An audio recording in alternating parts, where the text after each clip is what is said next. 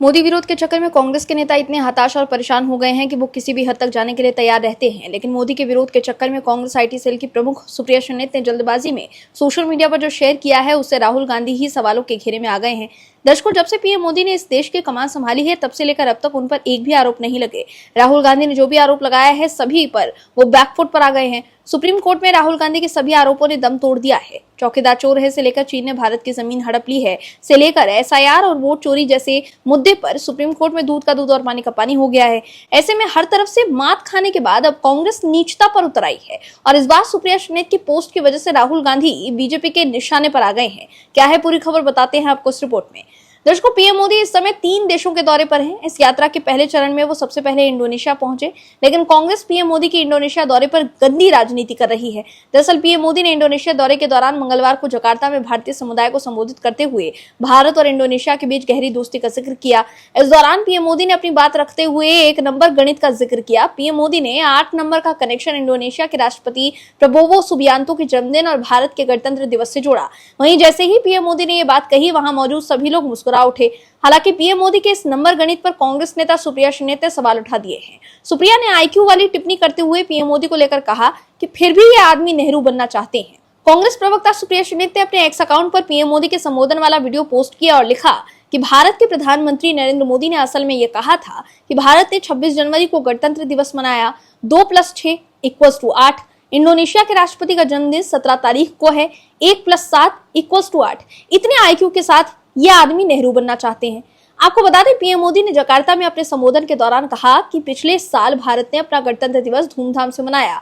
फिर उन्होंने कहा कि 26 यानी 2 और 6, 2 + 6 = 8। जैसे ही प्रधानमंत्री ने इन आंकड़ों का जिक्र किया, वहां मौजूद सभी लोग हंस पड़े। इसके बाद उन्होंने कहा कि मेरे मित्र इंडोनेशिया के राष्ट्रपति सुबियांतो का जन्मदिन भी 17 है, यहाँ भी 1 + 7 = 8 होता है।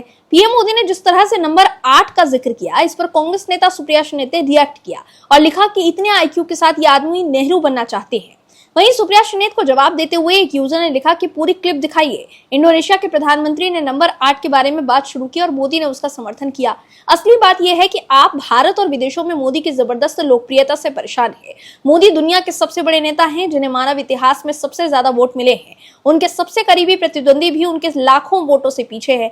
नेहरू और गांधी मोदी के सामने बौने हैं और पप्पू तो लिलीपुट बहुत ही छोटा है। कृपया राहत पाने के लिए बर्नौल लगा ले, मुझे आप पर तरस आता है। वहीं बीजेपी प्रवक्ता प्रदीप भंडारी ने एक्स पर लिखा कि हताश कांग्रेस, हम समझते हैं आजादी के बाद से पीएम नरेंद्र मोदी को दुनिया भर में सबसे लोकप्रिय भारतीय नेता के तौर पर स्वीकार किया जाता है।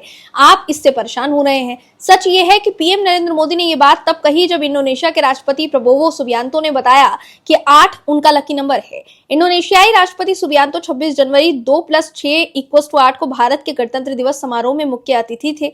उनका जन्मदिन 17 तारीख 1 + 7 को आता है और उन्होंने 8 तारीख को प्रबानबन मंदिर का दौरा किया। राहुल गांधी की कांग्रेस इसे नहीं समझ पाएगी। कूटनीति पप्पू की समझ से परे है। तो देखा आपने कैसे अधूरा वीडियो को शेयर कर सुप्रिया श्रीनेत ने पीएम मोदी के आईक्यू पर सवाल उठा दिए, लेकिन बीजेपी ने पूरी क्लिप दिखाकर और ये सच्चाई बताकर कि इंडोनेशिया के राष्ट्रपति प्रबोवो सुबियांतो ने बताया कि 8 नंबर की बात शुरू की थी और फिर पीएम मोदी ने उस पर यह बयान दिया था, कांग्रेस को एक्सपोज कर दिया है।